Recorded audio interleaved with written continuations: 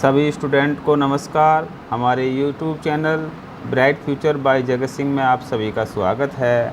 छात्रों, आज हमारी जो दूसरी बुक है स्वतंत्र भारत में राजनीति, उसका अध्याय 2 है एक दल के प्रभुत्व का दौर। इसके आज हम पार्ट 1 की वीडियो जारी करेंगे।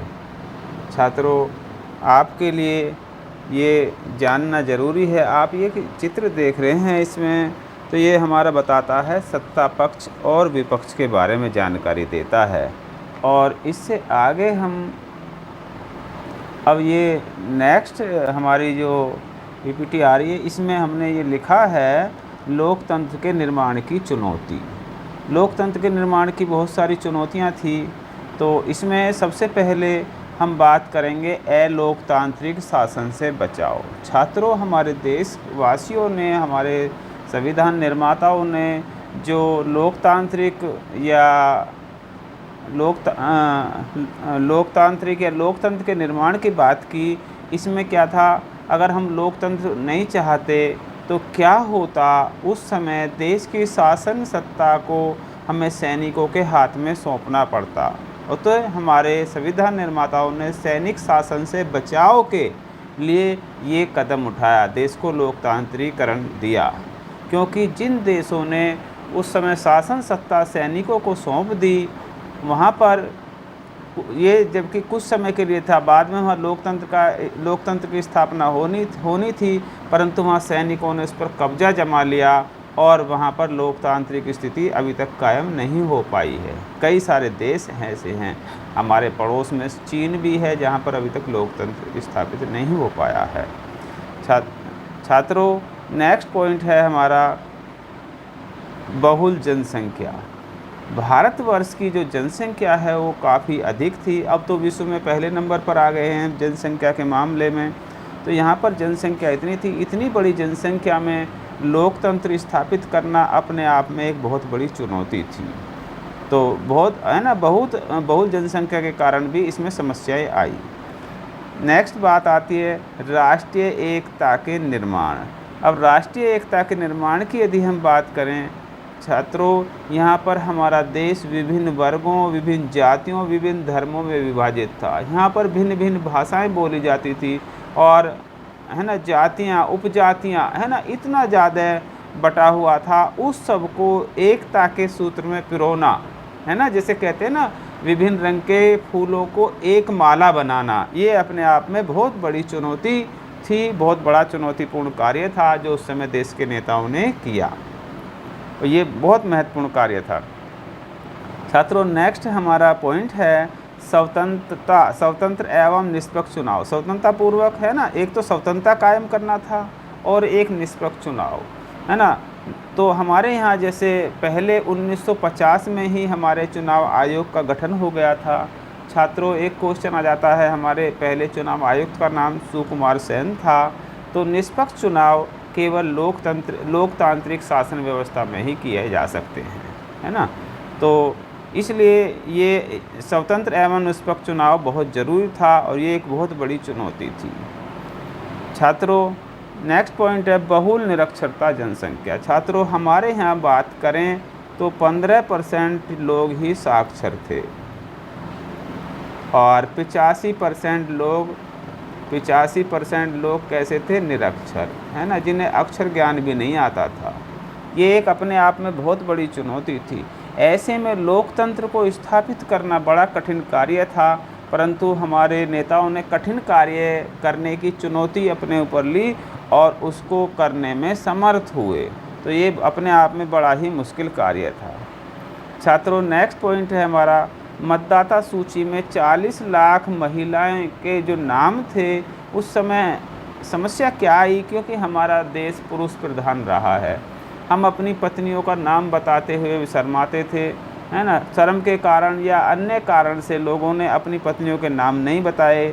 तो उसमें फला की बीबी, अला की बीबी, इसकी रामू की बीबी, श्यामू की बीबी, इस प्रकार से उनके नाम लिखवा दिए। उनके वास्तविक नाम दर्ज नहीं हो पाए और फिर उनके नाम पर कोई भी अपने मत का उपयोग उसके मत का उपयोग कर सकता था, जहाँ पर, है ना, चुनाव में कुछ गलत होने की संभावना थी या गलत जनादेश जाने की संभावना थी। जैसे मैं ही किसी के कपड़े पहनकर या किसी के नाम से वोट डालने, है ना, कोई भी महिला जा सकती है, मैं भी किसी के नाम से कि उसकी वोट, है ना, उस नाम से। तो उस समय एक तो हमारे पास क्या था, जैसे आजकल फ़ोटो पहचान पत्र है उसका अभाव, फिर जब नाम का ही अभाव है ना, तो कैसे पहचान की जाए, ये बहुत बड़ी समस्या थी छात्रों। हाँ, अगले पॉइंट पर आएंगे बाकी हम इसके बारे में, जो इससे यहाँ पर बचता। और छात्रों 17 करोड़ मतदाता उस समय भारत में, है ना, विद्वान थे। उस समय इतने करोड़, है ना, मतदाता उपस्थित थे या विद्वान थे या थे, है ना, इस प्रकार से इतने बड़े देश में, है ना, ऐसा ये लोकतांत्रिक व्यवस्था कायम करना अपने आप में बड़ी टेढ़ी खीर कही जा सकती है। और छात्रों उस समय हमें 3200 विधायकों का चुनाव करना था, पूरे देश में 3200 विधायकों का और 489 सांसदों का चुनाव करना था। ये भी बहुत ही कठिन कार्य था। और जैसा कि मैंने बताया था, यहाँ पर हमारा चुनाव आयोग 1950 में बनकर तैयार हो गया और लोगों को ऐसा लगने लगा कि अब बहुत जल्दी चुनाव हो जाएंगे। छात्रों उस समय हमें 30 लाख से ज़्यादा कर्मचारियों की आवश्यकता थी और 30 लाख कर्मचारियों को प्रशिक्षण देना अपने आप में एक बहुत कठिन कार्य था, क्योंकि चुनाव पहली बार हो रहे थे और पहली बार के चुनाव में इतने सारे लोगों को प्रशिक्षण कैसे दिया जाए, है ना, किसी ने देखा भी तो नहीं था, तो ये अपने आप में बहुत ही कठिन कार्य था। और अब हम थोड़ा सा आगे चलते हैं छात्रों, ये आता है मतदान के बदलते तरीके। छात्रों जब से हमने आज़ादी ली है तब से अब तक हमारे मतदान के कई तरीके बदले जा चुके हैं। जैसे अब मैंने यहाँ पर लिखा है ये 20 लाख स्टील के बक्से। छात्रों पहले जो 2 मतदान हुए उसमें आपको सुनकर हंसी आएगी, अचंभा लगेगा कि उसमें हमारे जो बैलेट पेपर थे प्लेन थे।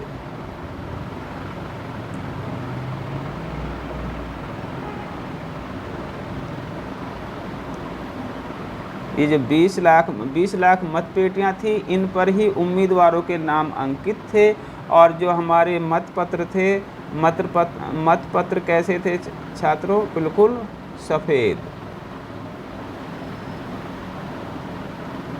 या कोरे कह सकते हैं, या ये कह सकते हैं कि उन पर कोई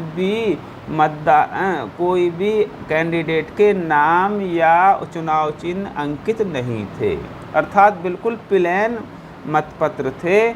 और उन मतपत्रों को क्या किया गया, हमने करा क्या था उसमें कि उम्मीदवारों के नाम हिंदी में, उर्दू में, पंजाबी व अन्य भाषाओं में लिखकर उस पर जो स्टील के बक्से थे उनके ऊपर चस्पा कर दिए थे। और मतदाताओं को क्या करना था, अपने पसंद के उम्मीदवार के पक्ष में मत करने के लिए जिस बक्से पर उस उम्मीदवार का नाम लिखा हुआ था उस बक्से में डालना था। छात्रों इससे कर्मचारियों को पता लग जाता था कि यह मतदाता किस उम्मीदवार के पक्ष में वोट डाल रहा है। तो इसमें गोपनीयता भी भंग हो रही थी, पर यह हमारी शुरुआत थी, फिर भी हमने इसे किया। और चुनाव में थोड़ा सा धांधली होने की संभावना भी थी। छात्रों नेक्स्ट बात आती है, अब हमने क्या किया, पहले जो 2 आम चुनाव है, 2 आम चुनाव में हमने ये प्लेन बैलेट पेपर का ही उपयोग किया। तीसरे आम चुनाव में हमने क्या किया, बैलेट पेपर का उपयोग किया। तीसरे आम चुनाव में यहाँ ये लिख सकते हैं हमने तीसरे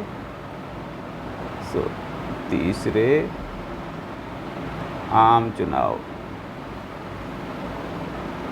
तीसरे आम चुनाव में हमने बैलेट पेपर का उपयोग किया। अब हमने क्या किया, बक्सा तो एक ही रखा, क्योंकि इससे क्या अब हमारी गोपनीयता छिपाई जा सकती थी कि हम किसी उम्मीदवार के पक्ष में वोट कर रहे हैं। क्योंकि अब हमें एक पर्दे का वो बना दिया गया बॉक्स, उसमें जा कर के अपने पसंदीदा उम्मीदवार को वोट लगाने के लिए उसके सामने हमें या तो हाथ का चिन्ह लगाना था, एक स्टिक होती थी उससे चिन्ह लगा करके, और जो हमारा बैलेट पेपर था उसको मोड़ करके और बक्से में डालना होता था। तो उस पर हमने क्या किया, क्योंकि जनता हमारी कैसी है, निरक्षर या अनपढ़ है, तो वो उम्मीदवार का नाम पढ़ नहीं सकती, इसलिए कुछ इस प्रकार से चुनाव चिन्ह अंकित किए, जैसे गाय, बछड़ा, बैल या है ना घरेलू उपकरण, या इस प्रकार से जो ऐसे चुनाव चिन्ह अंकित किए गए जिससे जनता आसानी से उन्हें पहचाने और उनके आसपास के लोग उन्हें समझा दें कि इस उम्मीदवार का चुनाव चिन्ह ये है, तो उस पर वो अपना मत अंकित करके वो उसको फोल्ड करके या मोड़ करके लाता था और उस बक्से में डाल देता था। अब क्या है, बैलेट पेपर पर चुनाव चिन्ह जितने भी उम्मीदवार हैं सभी उम्मीदवारों के हैं, परंतु यहाँ पर जो बैलेट बॉक्स है वो एक ही है। तो ये इस बार इस चुनाव में थोड़ा सा ये सुधार कहा जा सकता है, इसे या हम ये कहें चुनाव में पहला सुधार।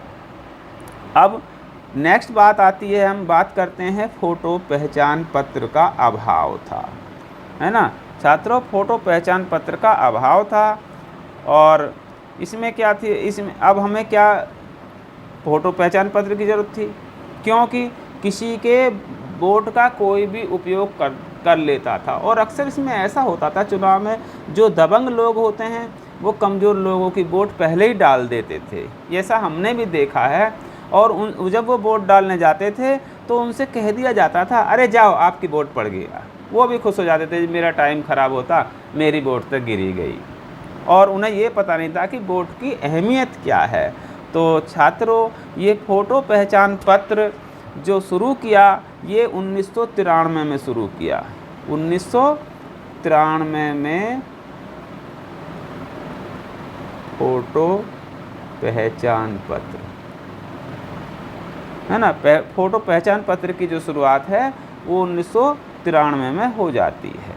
ठीक है। अब ये इसके लिए किसने की, टी.एन. शेषन थे उस समय चुनाव आयुक्त, ये भी नाम आ सकता है, टी.एन. शेषन।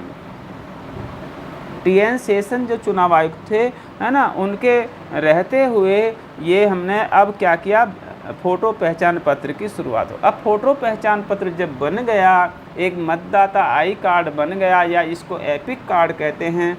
अब क्या है, कोई व्यक्ति दूसरे के स्थान पर वोट का प्रयोग नहीं कर पाएगा। तो ये इसे हम एक और सुधार कह सकते हैं चुनाव में। ठीक है। और नेक्स्ट जो सुधार की बात करेंगे हम, नेक्स्ट सुधार की बात करेंगे ईवीएम। अब आप देखते हैं ना ईवीएम का प्रयोग होने लगा। छात्रों, ईवीएम का जो प्रयोग है वैसे तो 1999 में गोवा विधानसभा में किया गया, 1999 में गोवा विधानसभा में किया गया। परंतु हमारे आम चुनाव की बात करें या लोकसभा चुनाव की बात करें तो लोकसभा चुनाव में 2004 में इसका विधिवत रूप से प्रयोग हुआ। अब इसे एक चुनाव में एक अन्य सुधार या और सुधार कह सकते हैं।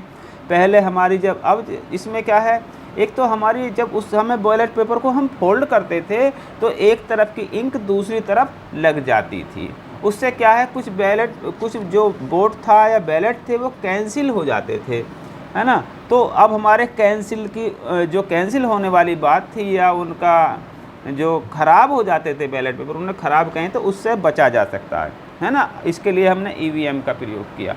इससे एक आसानी और हो गई छात्रों, जब पहले हम मतपत्रों की गिनती करते थे तो हमें कई दिन लग जाते थे। अब क्या है, एक मशीन से दूसरी मशीन में जोड़ो, तुरंत उसकी काउंटिंग आ जाती है, तो मतगणना बहुत शीघ्र हो जाती है। इससे लाभ क्या हुआ, मतगणना शीघ्र हो जाती है ना, और वोट खराब होने का चांस ही नहीं है। तो ये एक बहुत ही अच्छी विधि रही है ना, ये भी एक सुधार किया जा सकता है।